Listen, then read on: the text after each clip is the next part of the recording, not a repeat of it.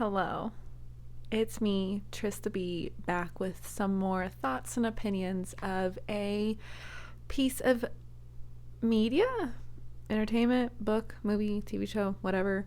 Today, I want to talk about Avatar: The Last Airbender, the new Netflix live adaptation of a classic TV show. And just like everyone else, I just watched it, and just like everyone else, I have some thoughts and opinions. Some of those thoughts and opinions going to be a little bit more positive, maybe surprising, and maybe a little bit of a hot take. And then the other thoughts and opinions are going to be the same thing that I think everyone else is having. So grab a cup of coffee and let's get started on this. All right, so the way I'm going to talk about Avatar: The Last Airbender is going to be the adaptation point of view and the show point of view, because I have a very strong belief that the two are entirely separate things, and they should be separate. The story portion, the show portion, the entertaining portion should be first, and the adaptation should be second. Because I personally believe that as long as you have a good piece of a good story, like for example, like Dune, which I talked about last week, that is a great piece of media. That is a great film. It holds its own, even if you've never read the books, even if you don't understand. Those two movies are brilliant in themselves. And then if you know about the book, you can appreciate the nuances. But also, if you know the book, you can have some certain opinions about certain things, certain decisions that were made, which I don't personally agree with, and some other people might not personally agree with. Maybe some things are better, some things are worse, whatever. But at the end of the day, those films are good films, and they are able to stand on their own as films, as their own medium. And you add on to the fact that they are an adaptation, then it makes it even better. It should stand on its own first. So let's talk about Avatar: The Last Airbender as the show first. How is Avatar: The Last Airbender live Netflix adaptation as a show?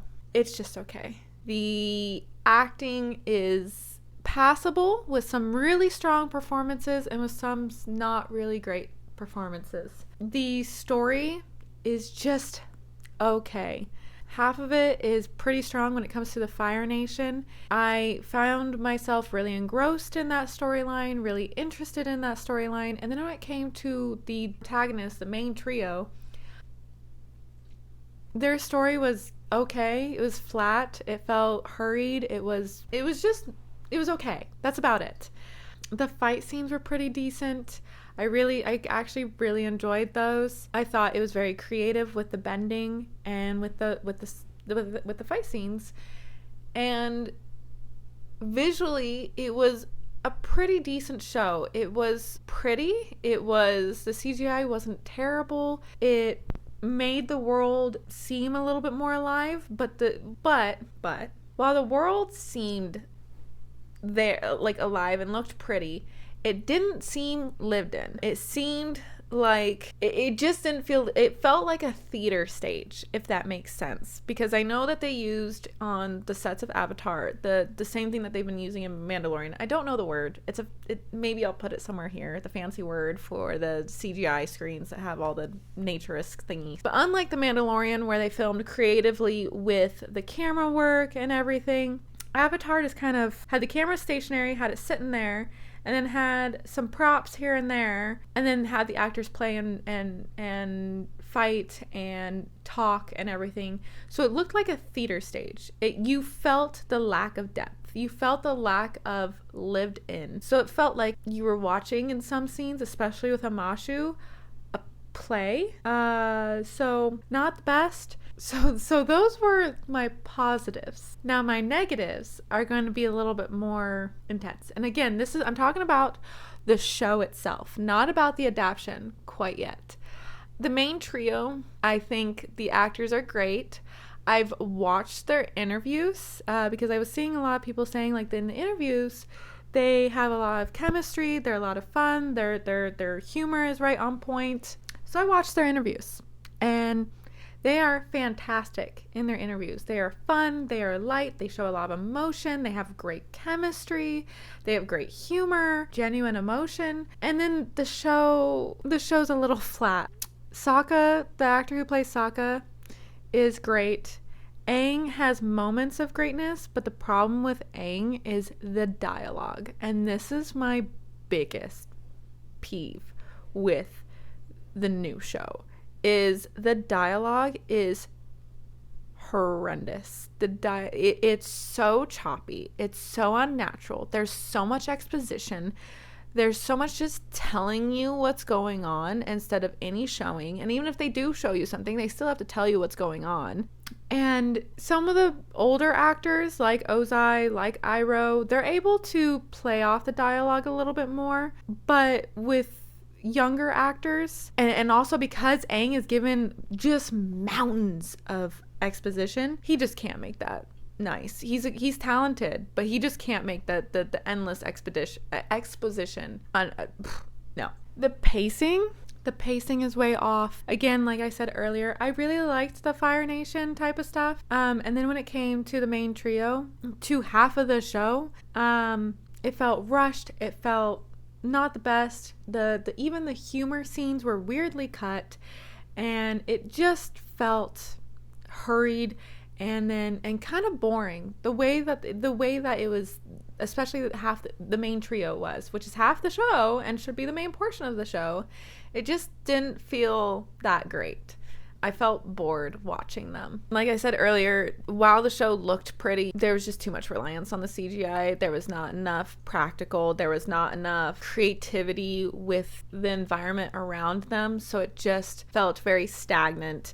It felt very like actors on set. And then just the editing overall, like with the pacing, it's just not the best. It's just not the best. And then how is Avatar: Last Airbender as an adaptation? Not good. It rushes the main storyline so that way you don't connect with any of the characters as much as you should or want to. The delicate beats and the humor and just the master storyline webbing of the original show is just not in this. I don't care about Katara or Sokka or Aang as much as I should. I don't even care about Appa. In the show, in the first season, you're in love with Appa by the end of it. Halfway through it. Even Momo, first of all, Momo, don't even get me started on the final episode and the audacity that they pulled with Momo. Pissed me off. But yeah, it's just not a good adaptation at all. So what are my overall thoughts on this, other than the fact that it's an okay show and a terrible adaptation? I think, and this is going to be a hot take. This is my hot take coming up. If they wanted to be more creative with the adaptation, like how they were being with the Fire Nation, because they made a lot of choices with the Fire Nation that I actually enjoyed. I like how much we see Ozai. I think that it was very daring and it worked out very well, because part of it is because they have a very skilled actor playing Ozai. But if they wanted to expand upon the Fire Nation like how they are in the show, and they wanted to show the Airbenders and they wanted to add all this nuance and context to it, that's great and fine,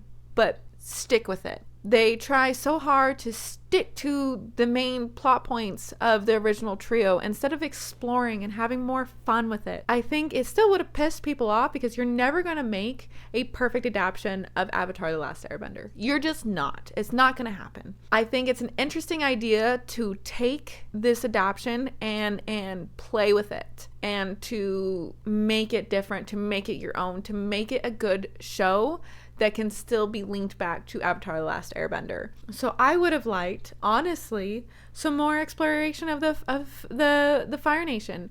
Just off the top of my head, jot down some notes as far as what would have been cool if they really stuck with the idea of having it be different than the original show. Is have season 1, at least half of it, explore Zuko when he's with his father. Explore more of that relationship. Explore more of the royal family and their really messed up background. Show from him trying to grow up and him trying to step in place, and then the fight with Ozai, and then him getting banished, and maybe have like halfway through the season it end with him seeing the light from the Avatar waking up. But like explore his at least like the last year or two before he gets banished. And then when he gets banished, show a little bit of his helplessness and some of the things, and maybe have, you know, him go show that journey a little bit, and then show, you know, the Aang avatar light up, and maybe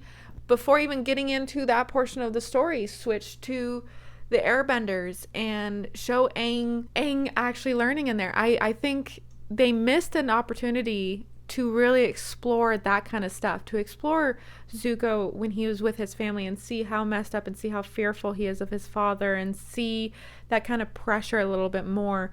And then they hinted at Aang with the airbenders. They should have showed more. Instead of us being told about Aang always messing up during, like always messing around during classes and stuff, show it. Have us spend time with him with the airbenders. Let us see him messing around in the classes and not paying attention. Show us, don't tell us about it. And then my biggest gripe is him going away to take a breather when he learns he's the avatar, and then everything happening, instead of in like the original show where he runs away. I think that's a change that should not have happened, whether it's an adaptation or not, because it's so much more nuanced and so much more interesting and provides so much motivation for Aang as a character, for him to just run away because he can't handle being the avatar and he can't handle the responsibility, and then the result is his people get eliminated. I don't mind that they wanted to make changes. I like what they've done with the Fire Nation, but they needed to stick with that and actually pursue that for it to really work and for people to really not hate it as much, because what they did was just ruin the majority of the show. If they had just taken the time to let something breathe, focus on one or two things, focus on one or two characters, focus on just the trio, focus on just Zuko, focus on just Aang and just Zuko before the events of the original show. Something. Narrow your focus a little bit and let the story breathe. They try to throw so much into such a short amount of time, and it just felt rushed. The show just needed more time to breathe, to be a good show, to be a good adaptation, to be a good anything. That at the end of the day, just let it breathe. Let the actors do their thing. Trust the actors to actually have their chemistry, because it's absolutely ridiculous. I have to go to interviews on YouTube to actually watch this cast having fun and being the characters. So yeah, they just didn't make a good show, and I wasn't betting on the adaptation part being that good, because you can't top a show that is as beloved and as well done as the original Avatar: The Last Airbender. But they just didn't even make a good show, and that's where I get irritated, and I think that's where the general audience is getting irritated. Is not so much they're focusing on the adaptation portion of it, but if it had been a good show in general, I think the backlash would have been, I think fans wouldn't be as disappointed. At least that's what I think. I don't know. Let me know your thoughts and opinions. Let me know if my hot take is a little too spicy, and just let me know if you agree, if you have different thoughts. Just let me know down in the comments below. So yeah, that's about it. I hope you enjoyed this video. I will have another one here soon. It will be not about something I recently watched. It'll actually be a re-exploration of one of my favorite movies, and I won't spoil that quite yet. So if you would like to see that one, please subscribe, hit like, and yeah, I will see you again next week. Bye.